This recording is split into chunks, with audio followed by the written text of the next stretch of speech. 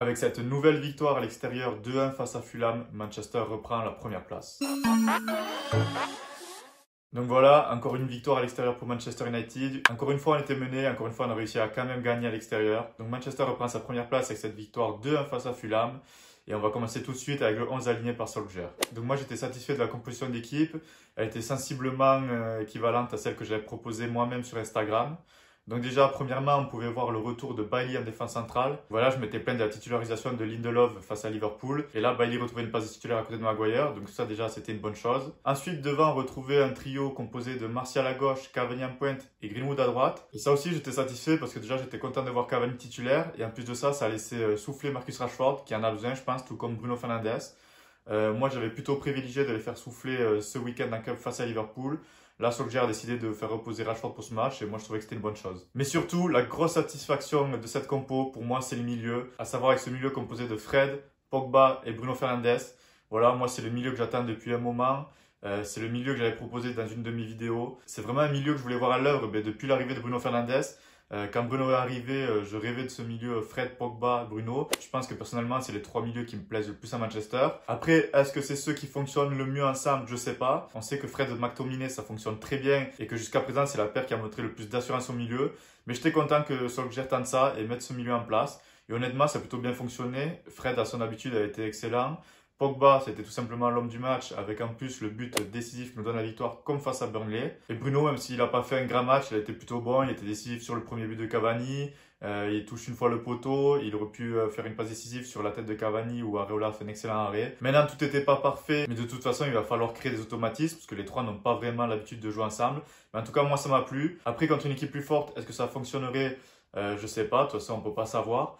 Mais je suis content que contre une équipe voilà, dite un peu plus faible, même si je ne veux pas manquer de respect à Fulham, on tente ce milieu. Et moi, en tout cas, c'est le milieu que j'espère revoir justement face à des équipes plus faibles où on sait qu'on va avoir le ballon. Pour moi, Fred, avec l'énorme travail qu'il fait, et en plus du fait que normalement on est censé avoir la possession face à des équipes, ça peut suffire à la récupération, sachant que Pogba peut en plus aider. Et voilà, ça nous permet quand même d'avoir Pogba qui est créatif et Bruno Fernandes ensemble. Le sujet que j'aimerais bien voir avec vous aujourd'hui, c'est le cas Greenwood. Donc voilà, Greenwood qui a été fantomatique encore une fois hier soir. Qui est fantomatique depuis le début de la saison. Moi, ça m'inquiète. Honnêtement, j'ai hésité à faire ce sujet parce qu'en fait, je veux pas lui tirer dessus. Je l'ai déjà dit plusieurs fois dans mes vidéos.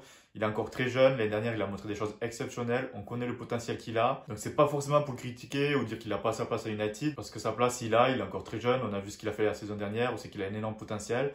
Mais pour moi, ce qui m'inquiète, vraiment, c'est son rendement. Et plus que son rendement, j'ai l'impression qu'il est pas bien. J'ai l'impression qu'il est jamais dedans, qu'il est jamais vraiment concerné. Moi, ce qui m'inquiète, c'est que vraiment, de ce qu'on a vu l'année dernière et même avant, que ce soit avec les jeunes ou dans les tournées de pré-saison, c'est que c'est un joueur qui a une finition clinique. Tout simplement, moi, pour moi, c'est le meilleur finisseur à Manchester. Je le mets même devant Cavani. Techniquement, il était ultra propre. C'est un joueur très élégant. Il y avait pas mal de comparaisons avec Van Persie. Et là, en fait, ce qui m'inquiète un peu, c'est que je retrouve plus rien de ça. Que des joueurs soient moins bien ou pas en forme, que ce soit pas leur saison, ça arrive. Mais en général, même quand c'est le cas, on arrive quand même à déceler le potentiel qu'ils ont.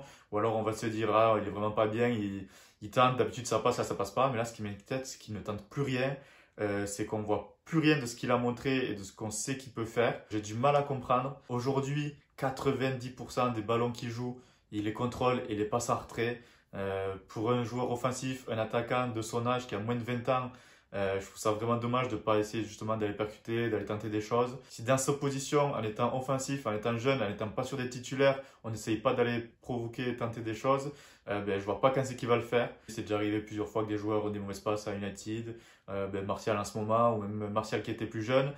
Des fois il jouait pas, souvent il était critiqué, mais moi des fois sur des bribes de match, sur des actions, on se disait ah, on voit qu'il peut amener quelque chose et j'espère qu'il pourra montrer plus ça. Et le problème c'est que Greenwood là il montre vraiment rien. Il n'y a vraiment aucune action dans tous les matchs qu'il joue. Il n'y a jamais un moment où je me dis ah ben voilà ça c'est le Greenwood, ouais il n'est pas en confiance mais ça peut revenir, il faut peut-être lui laisser plus de temps de jeu, ou il faut peut-être un but pour qu'il y ait un déclic. Mais là en fait il n'y a vraiment rien, c'est le néant.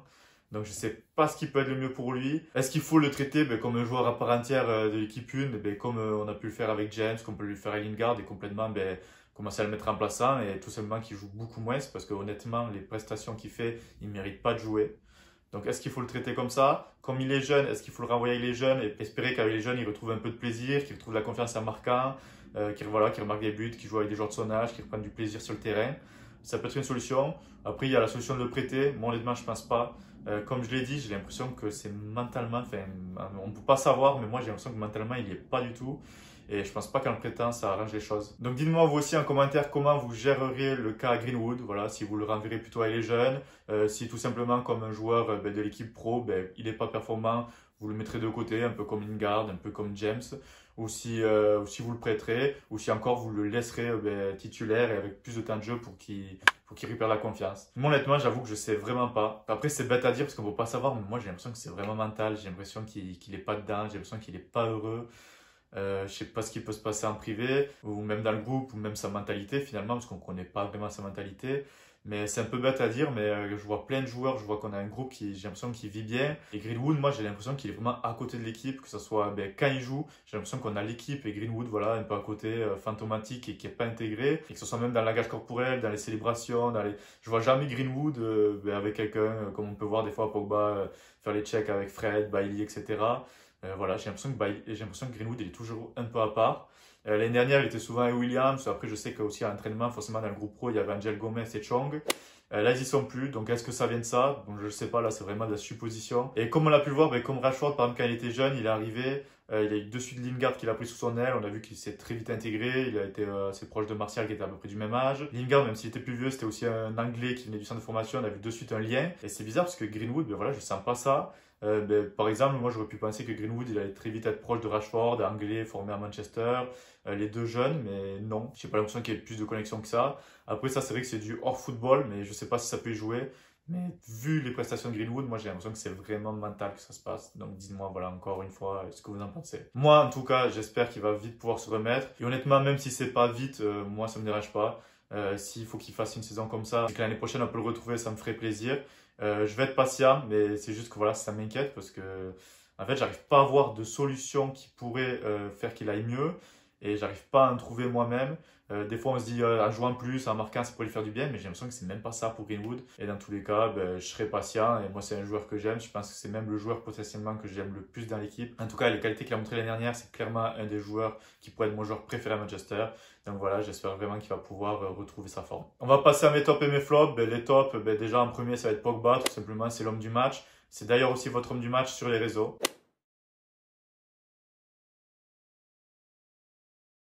Et c'est tout à fait justifié. Pogba, il a joué dans le milieu à deux comme à Burnley. La dernière fois, c'était avec Matic. Cette fois, c'était avec Fred. Il a été excellent. Avec le ballon, il n'a pas trop fait. Il a toujours joué juste. Il a eu très peu de déchets.